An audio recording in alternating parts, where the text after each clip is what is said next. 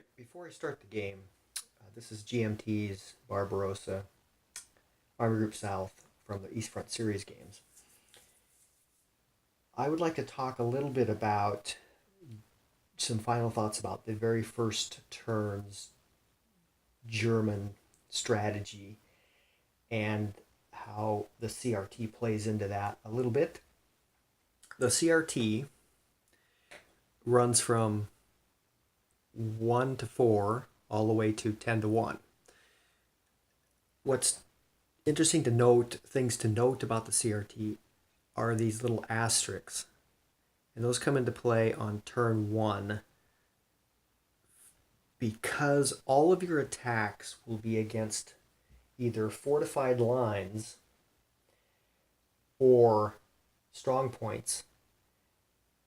When attacking fortified lines or strong points or any fortification, if you receive an asterisk on your die roll, you have to lose a step as the attacker.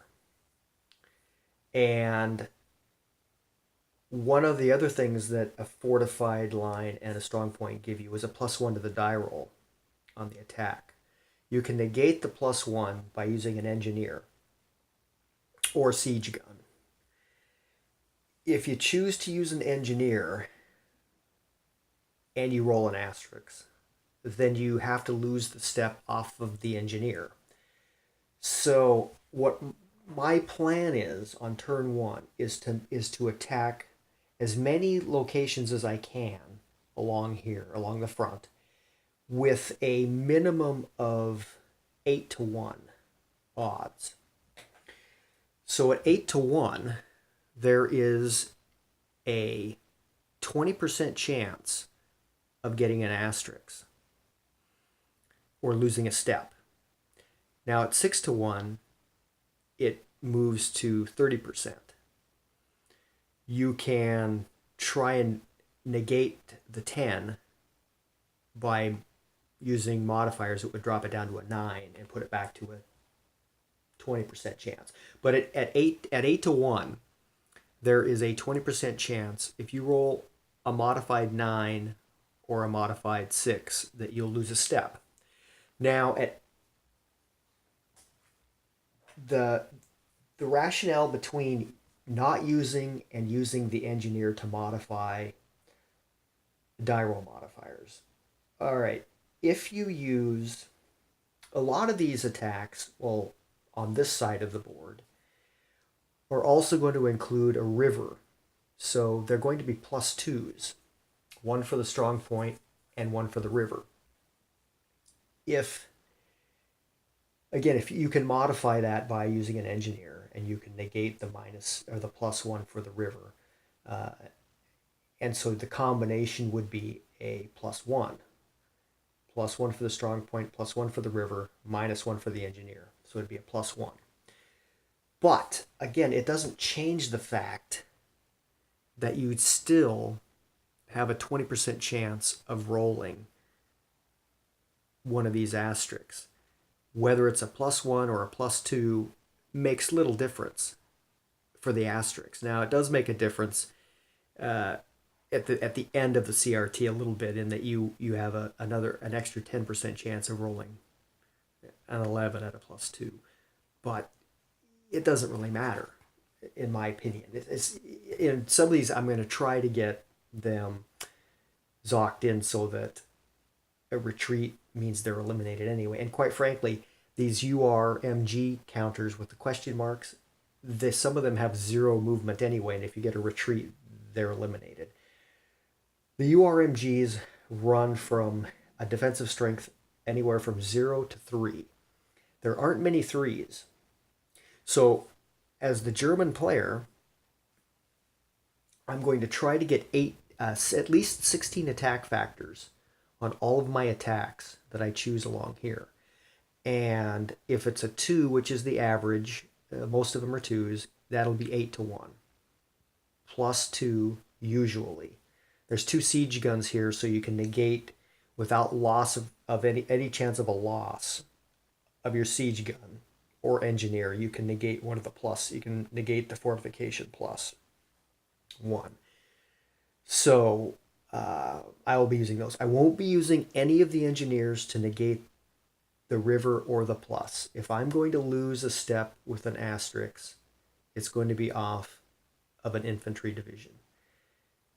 There's no reason to use the engineer, because if you could lower the odds so that on an 8-to-1 you had no chance of rolling a 9, if your worst roll could be an 8, then it would be worthwhile. But there's no way you can get it below. You can't get a -2 on the die roll modifier, not on turn 1. You have no panzer integrities. You have no panzer divisions able to take part. So you can't do it. So it's just, what are you going to roll? What number are you going to roll? Do you think you're going to roll a lot of 10s? You think you're going to roll a lot of 9s? We're going to roll a whole ice. It's just the luck of the die roll. So there's no point in using it. So that's my strategy. Not use the engineers. The engineers cost 2 infantry replacement points to replace a step. And quite frankly, the Germans get a fixed amount of infantry replacement points that are set. It's in the OB, and they get a certain amount of armor, air replacement points, and infantry replacement point steps. And every infantry replacement point step that you receive should be saved for motorized infantry.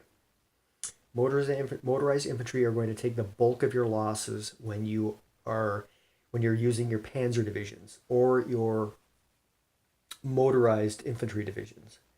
They're going to take the bulk of the losses. So you want to save your infantry replacement points for those steps that are lost on the motorized regiments. And it requires 2 infantry replacement points to replace 1 step of motorized units. So that's the best use of those, to keep those formations full and able to keep moving forward. Infantry, unfortunately, they always soak up the losses if available. Always take them off an infantry division.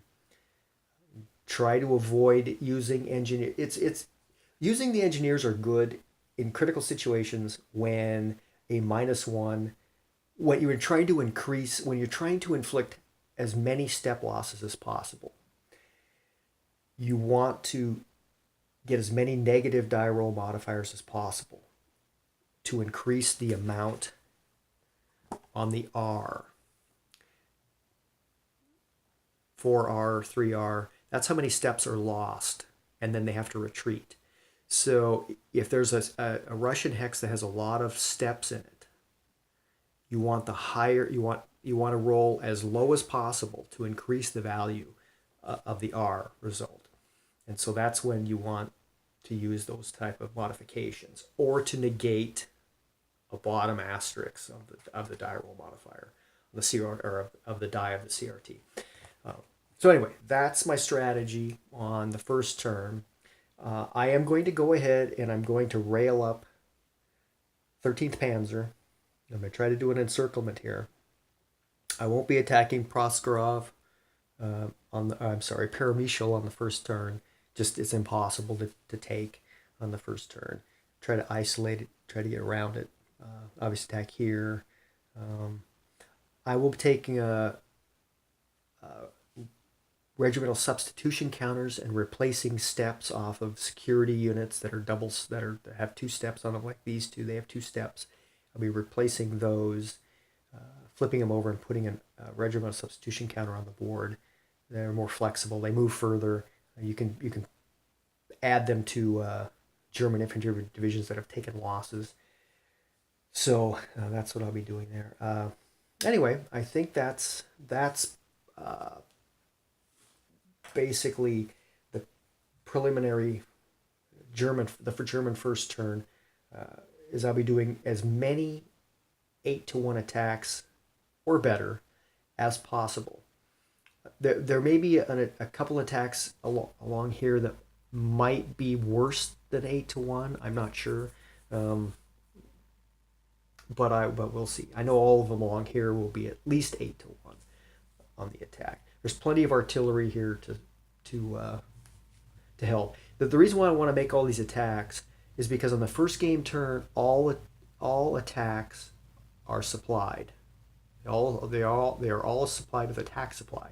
So this is the turn where you can really inflict a lot of losses and break open the frontier, right? The frontier defenses, and push forward. And so I'm going to make as many attacks as possible, because after the first turn, then you must use attack supply to inflict, to make an attack or suffer a +2 to the die. And that's another thing where these asterisks come in, is if you don't use attack supply and you roll an asterisk, you take a step loss. There are other things, such as armor, things like that, but we'll get into that when it comes up. So anyway, I just thought I would mention a few things before I did the first turn. And hopefully I will be getting to that after work today. So anyway, we'll talk to you soon.